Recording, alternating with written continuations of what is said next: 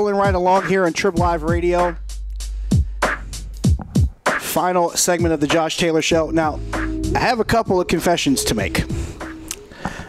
I'm joined by my first ever in-studio guest. Usually a lot of my interviews I've done over the phone or on site somewhere. I've never had guests in studio. So these are my first ever in-studio guests, and also my first ever guest on a talk show in the adult entertainment industry. So we're clearing some milestones today. But joined in studio by Natasha and Natalia Starr, the Starr sisters. They are featured this week at Blush. They'll be here all week long, and they actually have been here since yesterday. Am I correct? Yeah. Mm-hmm. Since yesterday. Yeah. Now, I have to do this, and I hope I don't get in trouble for this, but I have a friend that was actually there last night's show, and let's just say the reviews were very, very good. Oh, great. He was not disappointed. I've heard great things. But let me ask you guys a couple questions. I see you have it mentioned here. I have your Twitter page. You can follow them, the Starr Sisters, on Twitter. Mm-hmm. I'm looking at your page here. You mentioned that you're going to be featured at Blush. Mm-hmm. How often have you come to Pittsburgh? Is this your first time, or how many times have you been here before? This is our second time already. Second time in Pittsburgh, okay. It was last year. I think it was November we were here last year. What's your impressions of Pittsburgh? What do you like about the city? We love fucking Pittsburgh. Okay. I've never heard that actual answer before.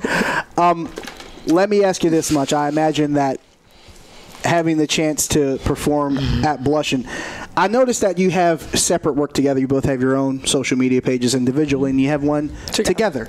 How often do you get to work together? Once in a while. We usually work with girls, mostly with girls, but also we work with guys too. We actually first movie we shot with Mr. Pete for news. What company was that? Mile High. Mile High, and the director told me to spank her butt, and after that the movie came out and there was no spanking butt, so they butchered the scene basically, and her butt was red and there was no spanking.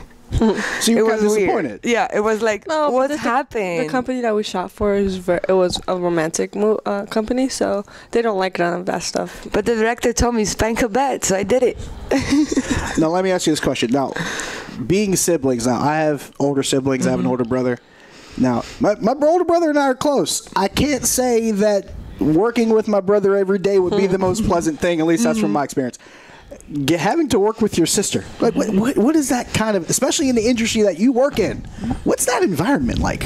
It's fun. It's interesting. We get a good support, and it's completely different than a regular job. So we're having fun and going out and meeting new people and just enjoying our lives together. Any chance you ever get tired of each other? You're like, I got to get away from her for at least an hour because I've just seen her all day and we've running around and doing all kinds of stuff. Everybody's like that. But there's some crazy girls as well on the set. So at least I know her and I know what she can do and expecting what she can do. And I guess that's what can expect from other girls. It kind of creates a comfort level.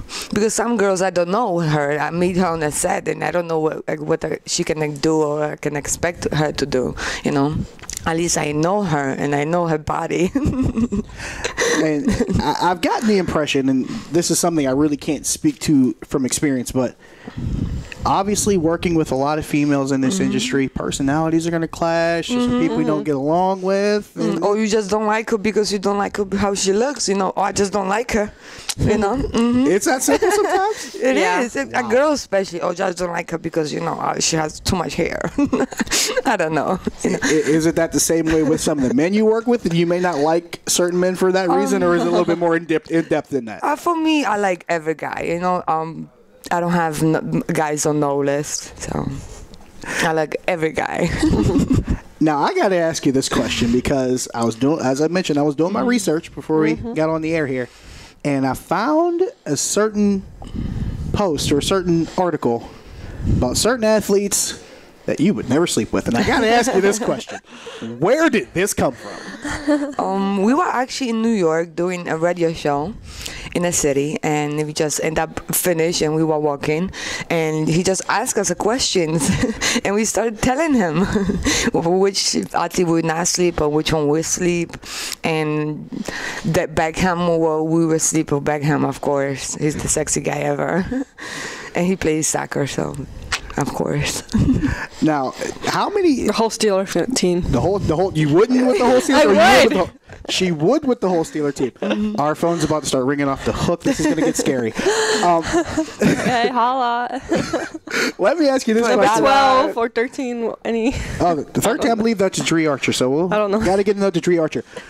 Here's my question. In your line of work, I imagine you meet a lot of celebrities, and obviously you talked about Not really. athletes you wouldn't. You don't meet a lot of celebrities, or I mean, yeah, probably like just randomly. We were clubbing one day and we met the guy who is comedian, this tiny one, and he was kind of rude. And the guys Cat want to buy Williams. him. Yeah. Oh, Cat Williams. Okay. We're not dropping names. Hold on. The cat's out of the bag now. She messed it up for you. So guys want to buy him asshole. drink, and I'm not buying drink from you. I'm not gay. Like no. So I want to buy him. I want to kiss him in the cheek. So it was like, okay, don't.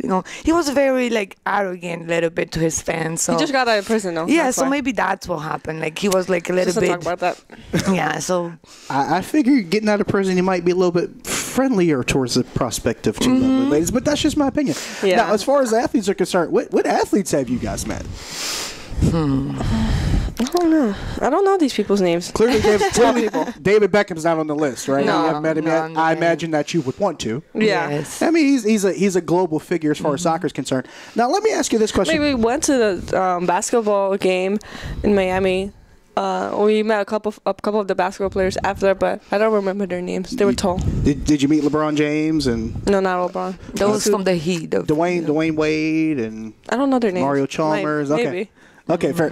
It's interesting because I'm sure some people that are yelling out names right now, listening or watching this video, saying, "Oh, One of those what if he met Mario Chalmers and Mike Miller?" And it's, We met like an older basketball player that used to be on the New York team. I have a picture. Retired, yeah. Okay.